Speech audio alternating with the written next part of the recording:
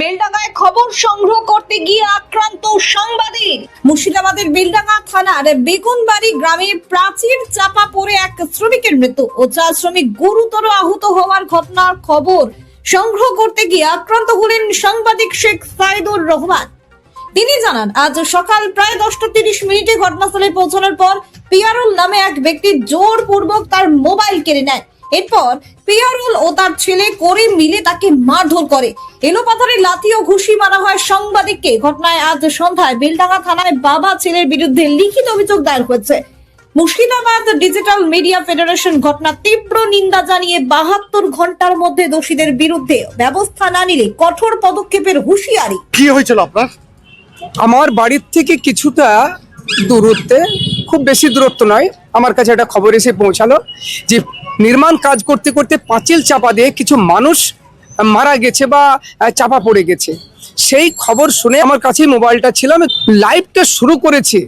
আর ওই নির্মাণ যার হচ্ছিল সেই মালিক এসে আমার মোবাইলটাকে হাত মুচড়ি কেড়ে নিল এবং ওর যে ছেলে, সেই ছেলে আমাকে সদরে এসে এখানে এক ঘুষি মেরে, এই যে দেখছেন আমার ঠোঁটটা এখন পর্যন্ত ফোলা রয়েছে।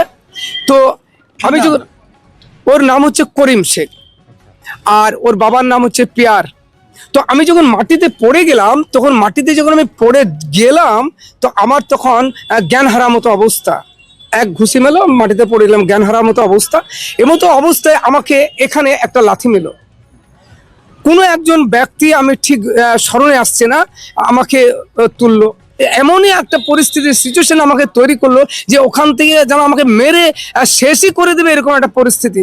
তারপরে কিছু মানুষ, আমার এলাকার মানুষ, গ্রামের মানুষ, তারা ছুটে এসে যা হোক আমাকে উদ্ধার করে বাইরে বেরিয়ে নিয়ে গেল। আইসি সাহেব পরে গেলেন, আইসি সাহেবকে আমি ঘটনা বললাম।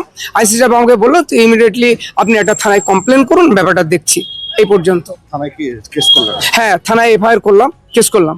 আমাদের ডিজিটাল মিডিয়া ফেডারেশনের সদস্য রহমান সাইদুর খবর করতে গেছিল, আর খবর করতে গিয়ে এই রকম নির্মম ভাবে তার উপর অত্যাচার হয়েছে। হ্যাঁ, তাকে ফেলে রীতিমতো তাকে ঘুষি মেরেছে এবং তাকে ফেলে লাথি মেরেছে। সেখানে নির্মাণ হচ্ছিল একটা, এবং সেটা নাকি দেওয়াল চাপা পড়ে একজন স্পটেই মৃত্যু হয়েছে একজনের, আর বাকিরা 4 জন মতো মুর্শিদাবাদ মেডিকেল কলেজে ভর্তি। বাবা এবং ছেলে দুজন মিলে যেভাবে, বয়সটা আপনারা দেখতে পাচ্ছেন, এই বয়সে যদি একটা সাংবাদিককে এই রকম করে অত্যাচার করে তাহলে আর কিছু বলার নেই। পুলিশ প্রশাসন আশা করি ব্যবস্থা নেবে। উনি যে মার খেয়েছেন, ওনার উপর অত্যাচার হয়েছেন, এখানকার আইসি সাহেব জানেন ইতিমধ্যে। ডিজিটাল মিডিয়া ফেডারেশনের আমাদের সদস্য যারা বেলডাঙ্গা চত্বরে আছি, তারা আমরা আজকে এসেছিলাম। এফআইআর করা হলো। যদি দেখি 72 ঘন্টার মধ্যে যদি ওই মস্তান বাবা ছেলে, যদি মস্তান তাদের দুজনকে যদি তাদের বিরুদ্ধে ব্যবস্থা না হয়, যদি না তোলা হয়, জেলা পুলিশও বুঝতে পারবে ডিজিটাল মিডিয়া ফেডারেশন কি।